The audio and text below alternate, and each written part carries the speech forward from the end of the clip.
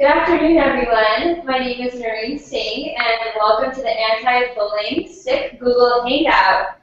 I am a current E3 ambassador from Colorado, but now I'm an intern with the White House Initiative on Asian Americans and Pacific Islanders.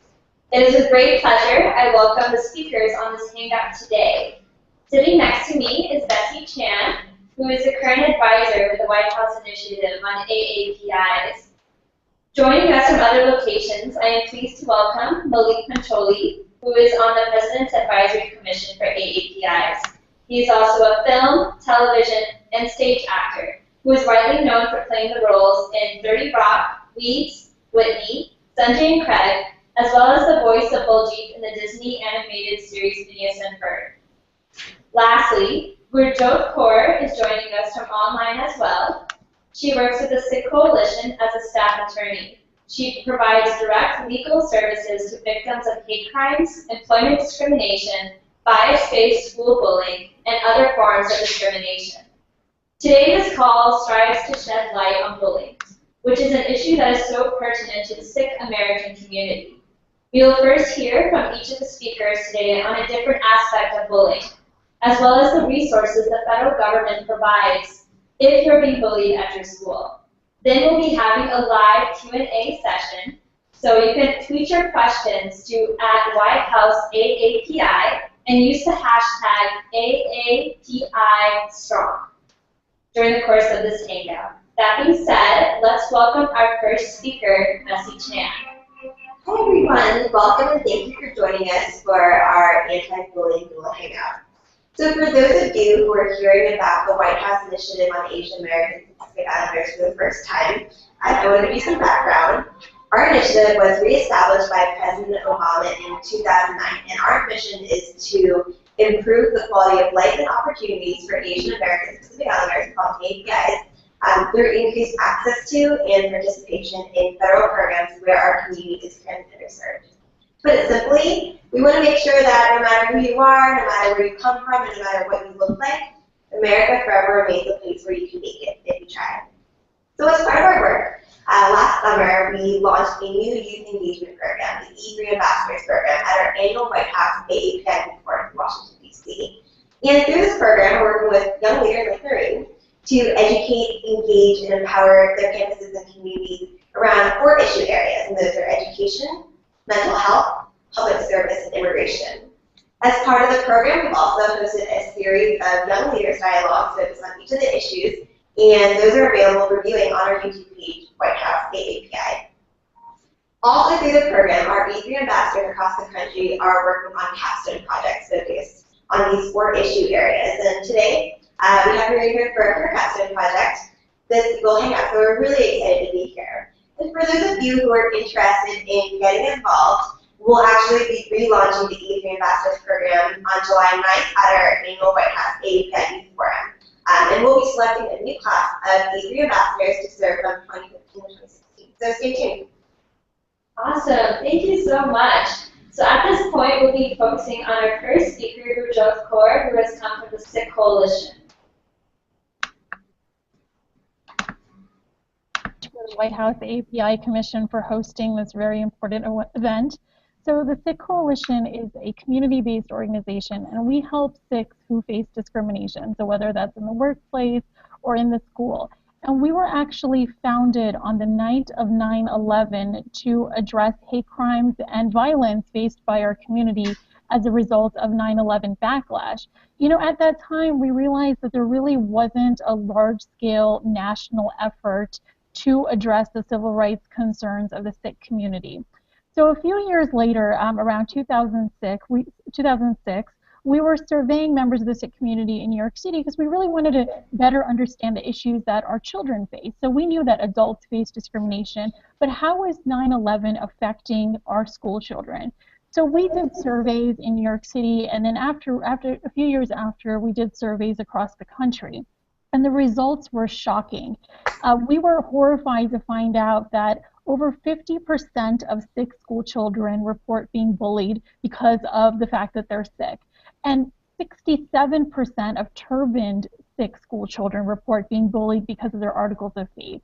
Now that's more than double the national average. So how are Sikh students bullied? So there's several different ways. There's verbal harassment. In the more extreme cases, there's physical harassment, there's social isolation. We have students who report going to school every day and being called a terrorist or Al-Qaeda or Taliban. And on the school bus, and the school bus is definitely a place of severe harassment in the cafeteria, in recess, while playing sports. In some of the more extreme cases that we've had, we had a Sikh student who had their hair forcibly cut in the bathroom and flushed down the toilet. Now, for some of you non-Sikhs on the call, hair is a religious article of faith for Sikhs. You're not supposed to cut it. You wear it as part of your peaceful religious practice. We had another Sikh student who had his turban set on fire in New Jersey. So these are some of the horrific incidents that Sikh students face. And over the years, while working with our community, some of the concerns that have been raised by students that I think would be critical to address here are sort of what is an obstacle in them reporting bullying. And I want to talk about them and talk about some of the solutions that we've proposed over the years and some of the work that we've done and resources that we've made available to the community. So one barrier is that students fear retaliation. So they fear that if they report bullying, that the person who is bullying them will come back and attack them even more. And we actually had a similar case in New York City where a young student, limited English proficient, was getting bullied severely every day. And when he finally reported it, the school responded by suspending the child who was bullying him. And all that did was remove him from the school for a few days. It didn't really address the underlying biases or the prejudices, and the bullying continued. Other concerns that our students have presented is, well, the school doesn't have our back. If I report bullying, I get in trouble. I'm told I have to sit in the front of the classroom, or that I'm the problem maker, and so this prevents many students from reporting.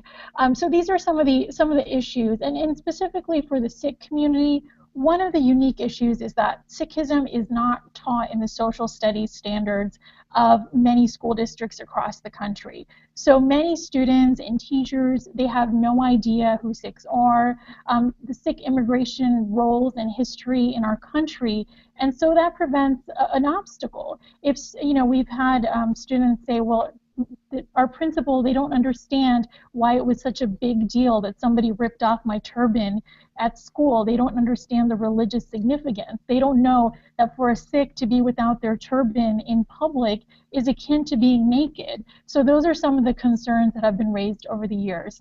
So we've adopted sort of a holistic approach to combating bullying. And so some of the solutions, and I won't go through all of them, but some of the solutions that we've proposed that have worked over the years is, number one, to document the problem. So we've released over 7 reports that document the bullying that Sikh students have faced. We partnered closely with the Department of Education, the Department of Justice.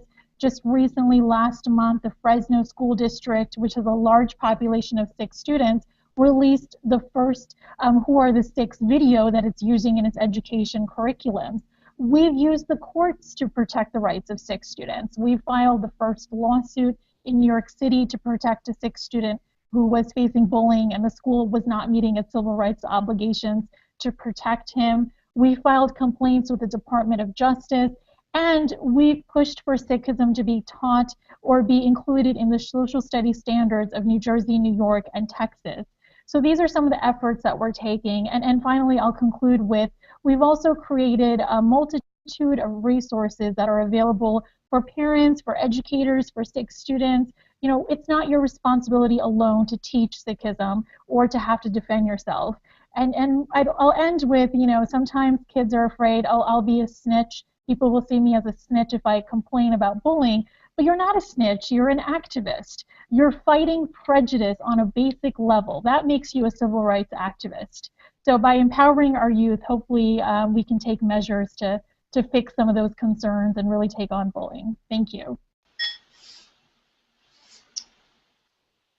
Hey everyone, I'm Maulik. Thank you so much, Gurjot, for that really informative overview of what the Sikh Coalition is doing, and for all the work you guys have done in the community already to address bullying. I really appreciate it. I just want to say thanks to Bessie and to Naureen as well. And Naureen, thanks for reading off my resume. I appreciate it.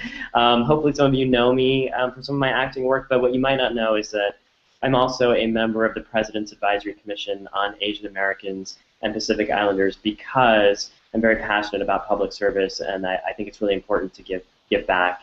So I'm working with, I think there's 20 commissioners now serving on the Advisory Commission. We come from all different parts of the country.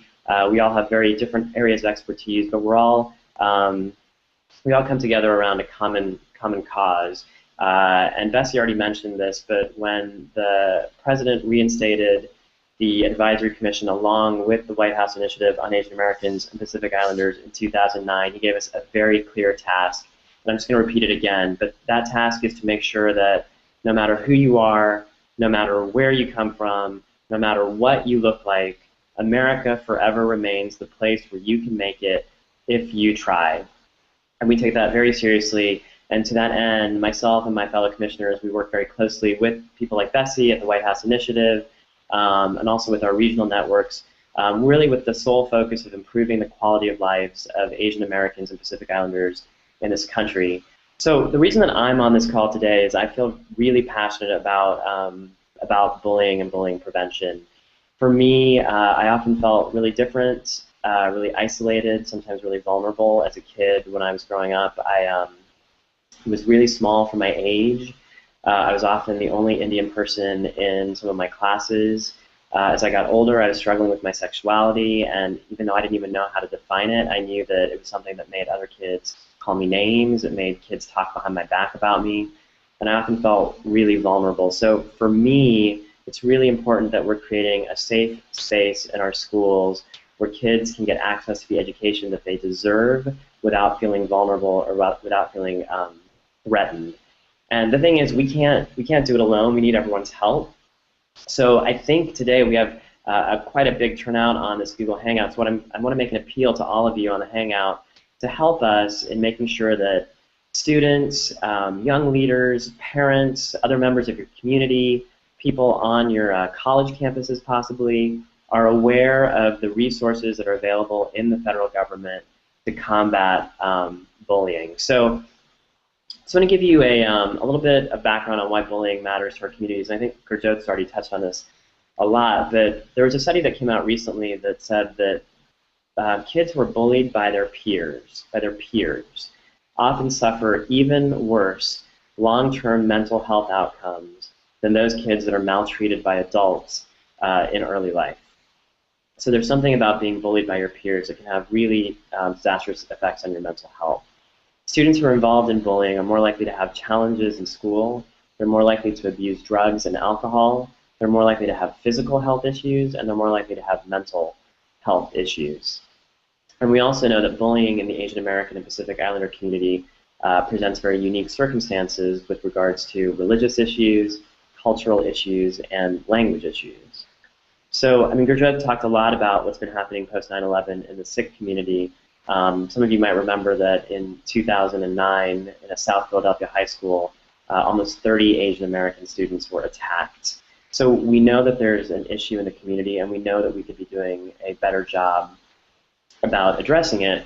So one of the things that we've done in the federal government is we've created the Asian American and Pacific Islander Bullying Prevention Task Force. I'm just going to give you a little bit of background on that. So the task force was created in November of 2014, so we're still pretty young, but we're plugging away. It includes members from across the federal government, including people from the White House Initiative on Asian Americans and Pacific Islanders, people from the U.S. Department of Education, people from the United States Department of Justice, and people from the United States Department of Health and Human Services. Now, all of these agencies have already been working on combating bullying, but we're hoping that by bringing everyone together, we'll really be able to focus our efforts and make them far more effective. So one of the things that we're finding is that there seems to be a wide gap between incidences of bullying in the community and the utilization of government resources to address that bullying. So, for example, Gurja mentioned that the Sikh Coalition has done studies where they're finding these very high numbers of Sikh American students being bullied in their schools. But what we're finding is those numbers are high, but it's not equivalent to the numbers that are being reported to the federal government. And that creates a problem because, of course, the federal government can't really respond to something if it's not being reported. So one of the things we're looking at on the task force is ways to make sure that people in the AAPI community know about the government resources available, know how to access them, know how to get resources in their language when they don't speak English perhaps as fluently as they would need to file a report. And we're also meeting with people in the community to make sure that what we already have in place is actually meeting the needs of what the community needs. So one of the first tasks of the task force has been to gather information so that we can figure out if we're addressing people's needs properly. So we've distributed surveys to advocacy groups, we've distributed surveys to community groups, to domestic violence shelters that are already dealing with bullying prevention, and we're in the process of getting a lot of those surveys back and looking at what kind of information that it is that we're getting. We've also been conducting listening sessions around the country where we get to firsthand interact with students, parents, teachers, to find out what bullying is actually looking like in the schools, how it's making kids feel, what kids are doing about it, what's been effective response to it, what hasn't worked. We started doing these listening sessions in February, so it's been just a few months, and we've already done over 15 of them around the country. So I just want to give a big shout out to everyone on the task force, and particularly to Alice Yao, who's fearlessly leading us, because I think this is an unprecedented number of listening sessions to happen in such a short amount of time. And I think it just shows how committed we are to the issue and how much we're willing to do to work on it. Whenever we go to these listening sessions, we distribute information on federal resources. We have lists of websites people can go to. We have pamphlets. We have pamphlets from other departments in the government. So we're trying to make sure that people are aware of the resources that are available to them. So speaking of resources, I want to give you guys on this call today some information on things that you can be doing to combat bullying. Oh, and by the way, I didn't mention this, but one of the direct ways that those listening sessions can have an impact is, for example, we went back to that South Philadelphia high school where that horrible attack happened in 2009, and we held a listening session there in the hopes that we could better understand what happened, what's happening now, and make sure that something like that never repeats itself. So there's real substantive value that's happening in these listening sessions. So how can you, on this Google Hangout today, leave here and be a partner in combating bullying? So I believe that we have college students, we have parents, we have educators, we have community leaders, we have people who are working on this issue every day. So one of the best resources that you can use is stopbullying.gov. Stopbullying.gov. Stopbullying.gov is a federal website. It offers assessments, it offers tools and resources for bullying prevention, it offers activities to teach younger students about bullying, and it also has resources around cyberbullying. The best advice that I could give to kids and the parents out there is, if you are being bullied, please speak up. Please share your story. And I know that it is not easy to talk about. It can feel very vulnerable. It can feel demeaning. Like Gurjev mentioned, there's often fear of retaliation. I've heard that sometimes people don't feel comfortable sharing this with their parents. Their parents don't understand. Teachers don't get it. So my advice would be to find someone out there you can trust. Find a trusted adult and tell them what's going on. And also know that by you sharing your story, it might encourage another student to share their story. And that's helping that other student, but it's also creating a community so that you don't have to feel so alone in what's going on with you. You don't have to feel so so isolated. If you know someone who's being bullied, or if you witness bullying happen, speak up for that student. Help them out. Tell a teacher that it's happening. Tell a faculty member. Tell another adult. Don't be a bystander. Do something about it. Parents, if your kid tells you that he or she is being bullied, tell the school. This is really, really important because federal law requires a school to address bullying or harassment if they know about it or if they should reasonably know about it. Federal law requires them to address it. So the first step is reporting it. If the school is not responding to your complaints, you can file a complaint with the federal government. You can check out the Office of Civil Rights website and also the Educational Opportunities section website for information on how to do that. And for those of you who are on Twitter, and I think maybe even on our Facebook page, I'm not entirely sure, but right now, if you use the hashtag AAPIstrong, if you follow us on Twitter at hashtag AAPIstrong, we're actually going to tweet out information on how you can file a complaint. So make sure you check that out, whether you're on there right now or you can go to it later. For community members, if you know that bullying is a problem in your community, we'd encourage you to take action. Identify with partners. Identify with mental health. Identify partners such as mental health specialists, law enforcement officers, neighborhood associations, service groups, faith-based organizations, businesses in the community. Figure out what type of bullying is specifically happening in your community so that you can create a targeted way to address what it is that's going on, and involve the youth. Make sure that you're actually hearing their stories and understanding what's happening to them, and also involve the older teens because often they can be very helpful in preventing the bullying that's happening with younger kids. So that's some things to think about. You know, the big things I would say again are stopbullying.gov, speak up if something's happening, file a complaint with the school if something's happening, and if that's not working, file a complaint with the federal government.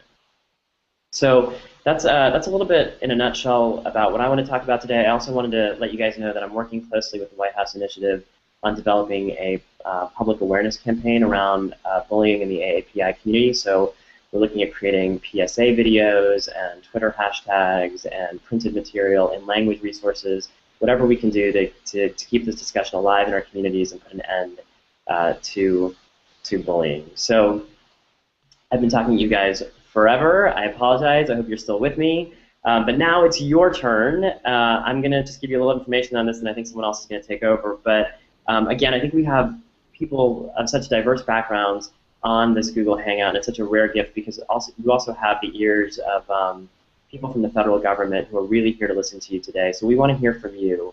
We want to hear if you've been bullied, what does it feel like? What is your story? If you've been bullied, what's been helpful to stop it? What hasn't worked to stop it? We want to hear about your questions. If you have questions that we can answer, we're here for you. So the way to do it is to go to the Facebook page, I believe, and also go to Twitter. Ask us a question, put hashtag AAPIstrong, that's AAPIstrong, at the end of your question. We're going to track that Twitter feed, and we're going to take those questions live right now and hopefully answer as many of those as we can. So thanks again. Thank you. Yeah, thank you, Maulik and Joe, for both those speeches. We have a few questions from emailing earlier in the day, but I just want to remind people, please go out on Twitter and hashtag us so we can answer your questions live right now. All right, so the first question, and I think Joe can answer this, is do Muslims face similar to bullying that Sikhs face? 1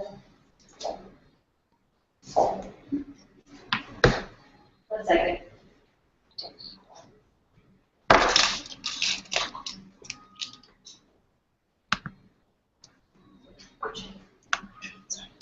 Hi, can you hear me? Yeah. Okay, great. We worked closely with the Muslim community, and unfortunately, yes, Muslim students report facing similar types of discrimination and harassment in the workplace. Because if you recall, Muslim students, some wear hijabs or head coverings as well, and have also been wrongfully targeted after 9/11 and been called terrorists or bin Laden or other horrible epithets in the school districts.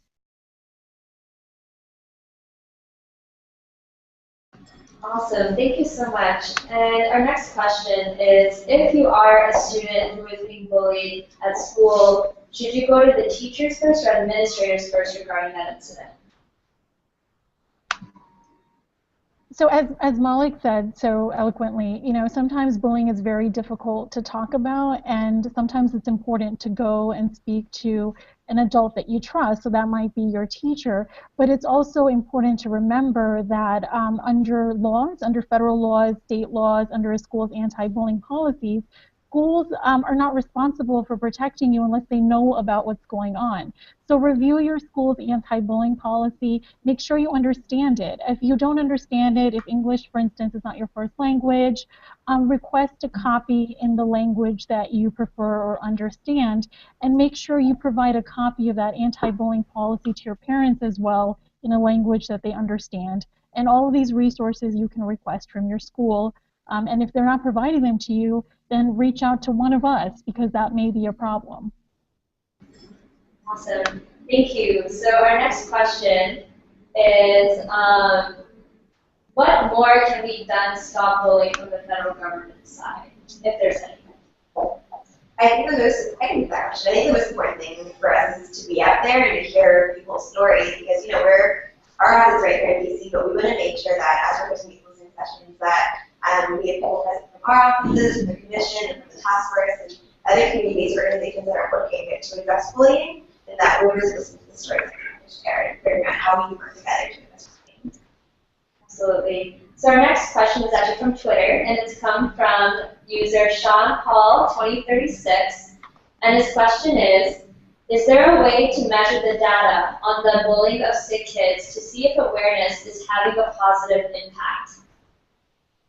So one of the requests that we've made over the years is for the Department of Education and for our federal government to pass the Safe Schools Improvement Act, which would require school districts to actually document bullying that happens in the schools so that we can get a better pulse about what exactly is going on. Because right now we're relying on surveys conducted by a small community-based organization. So this is absolutely something that we're pushing for, because if we can't document the problem, we can't assess it, and we can't determine which school districts require more resources to attack bullying and to make our schools safer. Awesome. Thank you so much, Virgil. So this is actually from email as well, but Maulik, are there any personal stories you have heard on these listening sessions that talk about the types of bullying that students face within schools? Yeah, it's been really interesting. I just went to one this past weekend, and first of all, just going back to that question on what we can be doing better in the federal government, I will say that I think creating a safe space to have where kids can actually really feel comfortable telling us what's happening is really important. And I found that sitting in a large group, it was probably like 12 kids in this group that I personally was talking with, that you'd see some really sad things, like kids' eyes would well up, but they wouldn't want to talk further about it, And I think one of the things that we put out there was that if you don't feel comfortable sharing in this group, write it down on a piece of paper or get in touch with us later, but we really need to hear your stories. Some of the stories that I did hear, were having your face pushed up against a window on the bus ride repeatedly and no one doing anything about it. Having someone was called a unicorn because you wore a patka, which has it's the turban, but it has like a little thing on the top, and so he was called a unicorn at school. These things can have real debilitating long-term effects, like we talked about. So yeah, we've heard some pretty horrific stories. I remember, not myself, but another commissioner said that he went to a listening session where a kid raised his hand and said, "Could you guys just put cameras in all our schools so that when it happens, people can see that it's actually happening to me?" Which was just so heartbreaking. And we really want to create safety in our schools so kids aren't having to ask us those questions. Thank you. Our next question comes from user Mr. Timkowski. His question is, in my psychology experience, positive reinforcement is always better than punishment to stop bullying. Suggestions on how to do this? I think that question goes to an important point about how we label students who bully and students who are bullied. So in the past, for instance, people would describe someone who bullies as a bully and someone who's been bullied as a victim. And the problem with that is that suggests that you can't change, that you can't turn those negative behaviors into something positive. So we absolutely, promote more sort of holistic restorative justice solutions to addressing bullying. Our students have told us time and time again, zero tolerance policies don't always work. In fact, they make things worse. So really, one of the things that I would push back, or one of the things that I would promote is that you have more, as a student, as a parent, you have more power than you think.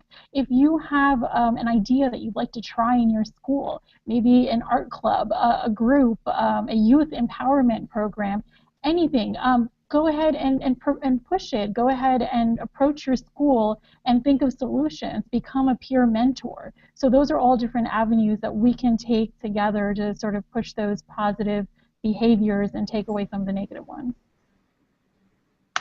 Can I just jump in on that too?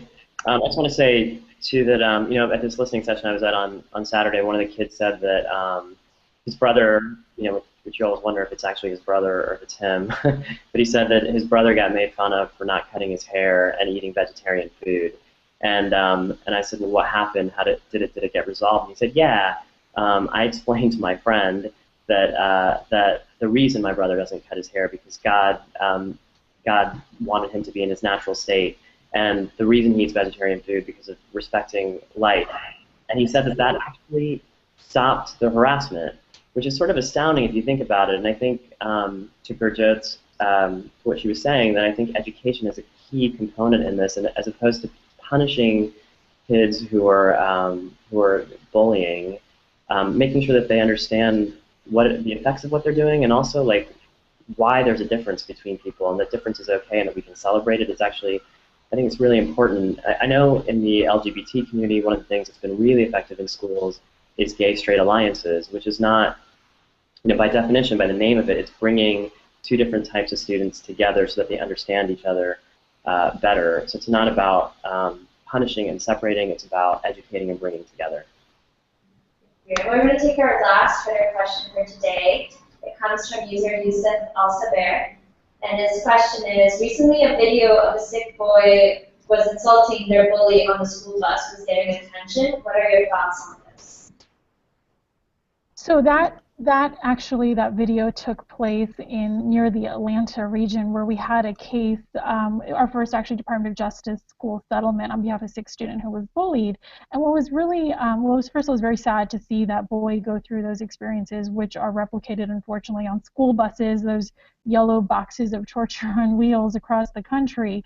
But what was really great was the community reaction. So the child the Sikh student who had been bullied as part of our DOJ settlement, him and his family stood up for this boy on the school bus.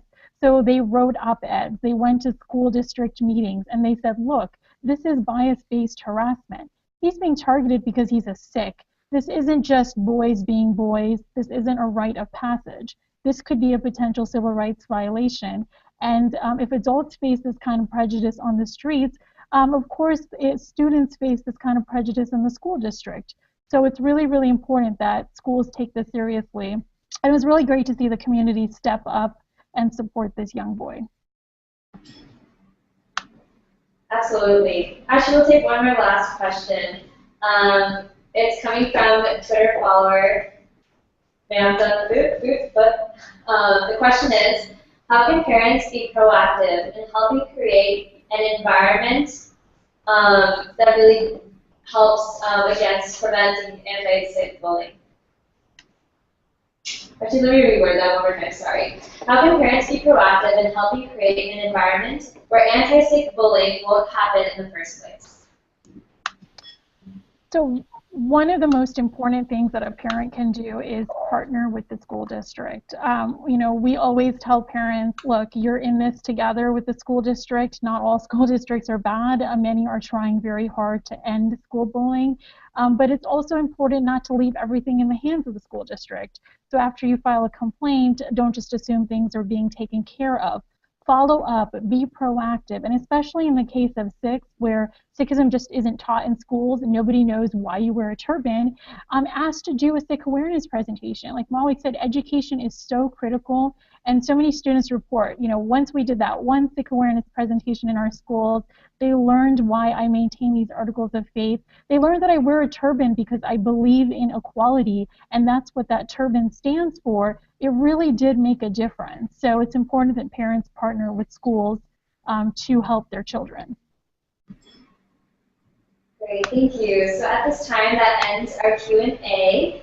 We'll be moving on towards the last part of this Google Hangout. So, Joe, can you actually give us some closing thoughts? Sure. I just want to reinforce some of the comments that were made here earlier. Look, this is a different world than the one that many of your panelists grew up in.